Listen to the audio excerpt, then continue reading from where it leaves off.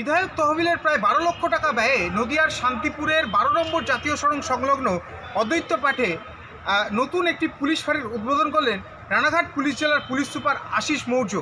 এদিন অতিরিক্ত police super লালটু Haldar, DSP traffic Sanjay Kumar এবং তার সঙ্গে সঙ্গে জেলা পরিষদের কর্মাধ্যক্ষা বাসন্তী সরকারের উপস্থিতিতে এবং শান্তিপুরের বিধায়ক ব্রজকিশোর গোস্বামীর উপস্থিতিতে এই পুলিশ ফাঁড়ির উদ্বোধন হয়। এবং এই পুলিশ ফাঁড়ি থেকে একেবারে যেহেতু 12 নম্বর জাতীয় সড়ক কাছে, সেক্ষেত্রে দুর্ঘটনা যেরকম হলে পুলিশ তৎক্ষণাৎ পৌঁছতে পারবে এবং হাইরোডে কোনো রকম যদি কোনো ক্রাইম হয় সেখানেও পুলিশ প্রশাসন দ্রুত পৌঁছতে পারবে বলে আশাবাদী বিধায়ক থেকে শুরু করে পুলিশ সুপার দুজনেই। এবং শুধু তাই নয়, এদিন বিধায়ক জানান যে আজকের পরে এর পরবর্তীতে পুলিশের কাছে একটি রীতিমতো অত্যাধুনিক অর্থাৎ আইসিইউ সমেত একটা অ্যাম্বুলেন্স তুলে দেওয়ার তিনি গ্রিন প্রজেক্ট রাখছেন। শুধু তাই নয়, এতে করে যেরকম মেডিকেল ফ্যাকাল্টি পাওয়া যাবে সেরকম পুলিশ প্রশাসনও কোনো দুর্ঘটনাজনিত এলাকাতে পৌঁছে যেতে পারবেন। এবং তার সঙ্গে সঙ্গে আজকের এই পুলিশ ফাঁড়ি উদ্বোধন ঘিরে সাধারণ মানুষের ঢলও ছিল চোখে পড়ার মতো।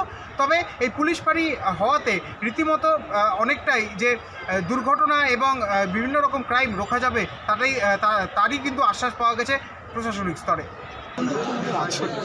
কাজীবাড়ি মাঠে বিবেকানন্দ নগরে আমাদের সুস্বাস্থ্য কেন্দ্র অলরেডি উদ্বোধন করা হয়ে গেছে।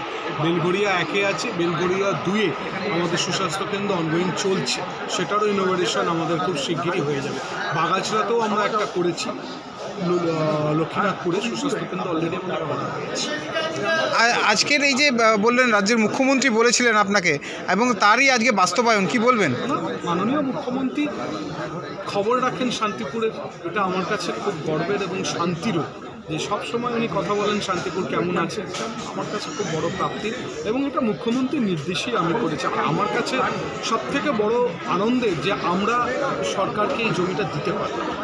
এখানে আজকে ফাঁড়ি মতো আগের দিন ছিল এখানে পাঠে, কিন্তু প্রপারলি একটা জায়গায় কিংবা যেখানে আমরা ডিউটি অফিসার কিংবা পাবলিক জন্য স্পেস করতে হবে, সেটা আমরা এখন তৈরি হয়ে আজকে পেলাম। আমাদের মাননীয় আমাদের শান্তিপ্রসাদ নিজের উদ্যোগ নিয়ে এটা আগে প্রস্তুত হয়ে এটা যে বিইং ফ্রম দি অদ্বৈত পাঠের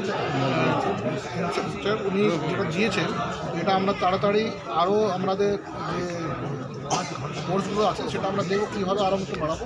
ডেফিনেটলি ফাঁড়ি যদি এখানে হয়ে যায় তাহলে একটা মিনিমাম স্ট্রেন্থ রাখার দরকার আছে, সেটা আমরা আমাদের স্ট্রেন্থ রেখে তাড়াতাড়ি